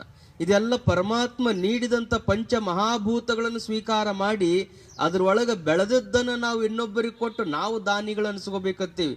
ಅದು ಹಂಗಾಗೋದಕ್ಕೆ ಸಾಧ್ಯ ಇಲ್ಲ. ನಾವೇನು ಮಾಡಿದ್ರೂ ದಾಸೋಹಿಗಳಾಗ್ಬೋದು. ಅದಕ್ಕೆ ಮಠದಾಗ ದಾಸೋಹ ನಡೆಸ್ರಿ ಅಂತಾರೆ. ಮಠದಾಗ ಏನು ನಡೆಸೋದಂತಾರೆ? ದಾಸೋಹ. ದಾಸೋಹ ಅಂದ್ರೇನು? ದಾಸಃ ಅಹಂ ದಾಸೋಹಂ. ನಾನು ದಾಸನಿದ್ದೇನೆ. ನಾನೇನು ಮಾಡಿ ತಂದ್ರೂ ಇಲ್ಲಿ ನಾನು ಅರ್ಪಿಸಿದ ಬಳಿಕ ನಾನು ದಾಸನೇ. ನನ್ನದು ಅಂತ ಅದರ ಮೇಲೆ ಯಾವುದೂ ಹಕ್ಕಿಲ್ಲ. ಅಲ್ಲಿ ಬಂದು ಯಾರಾದರೂ ಪ್ರಸಾದವನ್ನು ಸ್ವೀಕಾರ ಮಾಡಬಹುದು. ಆ ಪ್ರಸಾದ ಸ್ವೀಕಾರ ಮಾಡಿದಂಥವ್ರ ಮನಸ್ಸು ಪ್ರಸನ್ನವಾಗಿ ಹಸಿದ ಹೊಟ್ಟೆ ಆನಂದ ಪಟ್ಟಿತು ಅಂದರೆ ಯಾರು ದಾನ ನೀಡಿರ್ತಾರಲ್ಲ ಅವರೆಲ್ಲರ ಮನೆ ಉದ್ಧಾರ ಆಗ್ತದೆ, ಅವರೆಲ್ಲರ ಮನಸ್ಸುಗಳು ಉದ್ಧಾರ ಆಗ್ತಾವ, ಅಂತಃಕರಣ ಶುದ್ಧಿಯಾಗಿ ಪರಿವರ್ತನೆ ಆಗ್ತದೆ. ಆ ಕಾರಣದಿಂದ ದಾನ ಮಾಡಿದ್ರೂ ಅಂತಃಕರಣ ಶುದ್ಧಿ ಆಗ್ತದೆ. ವ್ರತಾಚರಣೆಗಳನ್ನು ಆಚರಿಸಿದ್ರೂ ಅಂತಃಕರಣ ಶುದ್ಧಿ ಆಗ್ತದೆ. ಗಂಗಾ ನದಿಯಲ್ಲಿ ಸ್ನಾನ ಮಾಡುವುದರಿಂದ ಅಂತಃಕರಣ ಶುದ್ಧಿ ಆಗ್ತದೆ. ಆದರೆ ಅದರಿಂದ ಏನಾಗೋದಿಲ್ಲ? ಮೋಕ್ಷ ಆಗೋದಿಲ್ಲ. ಮೋಕ್ಷ ಆಗಬೇಕಾಗಿತ್ತು ಅಂದರೆ ಜ್ಞಾನ ಒಂದೇ ಅದಕ್ಕಿರುವಂಥ ಉಪಾಯ. ಕತ್ತಲನ್ನು ಕಳಿಬೇಕಾಗಿತ್ತು ಅಂದರೆ ಉಳಿದಿದ್ದೇನು ಮಾಡಿದ್ರೂ ಹೋಗುವುದಿಲ್ಲ. ಕತ್ತಲದ ಜೊತೆಗೆ ನೀವು ಗುದ್ದೆ ಆಡಿದ್ರೆ ಎಂದೂ ಕತ್ತಲು ಹೋಗಂಗಿಲ್ಲ. ಕತ್ತಲದ ಜೊತೆಗೆ ಎಷ್ಟು ನಾವು ಕುಸ್ತಿ ಹಿಡಿದ್ರೂ ಕತ್ತಲೆ ಎಂದೂ ನಮ್ಮನ್ನು ಬಿಟ್ಟು ಹೋಗಂಗಿಲ್ಲ. ಕತ್ತಲೆಯನ್ನು ಕಳಿಬೇಕಾಗಿತ್ತು ಅಂದರೆ ಉಪಾಯ ಏನು ಮಾಡಬೇಕು? ದೀಪ ಹಚ್ಚಬೇಕು. ದೀಪ ಹಚ್ಚಬೇಕು. ದೀಪ ಹಚ್ಚಿದ್ರೇ ಕತ್ತಲು ಹೋಗ್ತದೆ.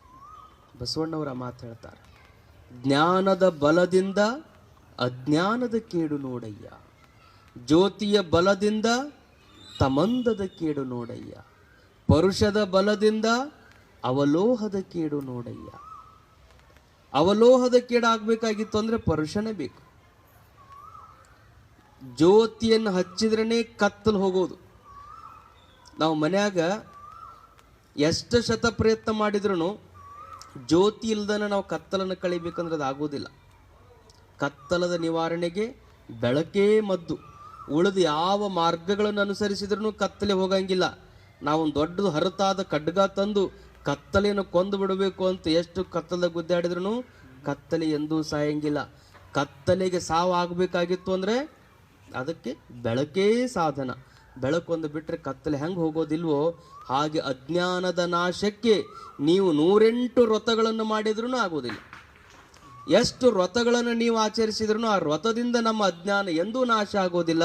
ಅಜ್ಞಾನದ ನಾಶಕ್ಕೆ ಜ್ಞಾನವೇ ನಿಜವಾಗಿರುವಂಥ ಅಸ್ತ್ರ.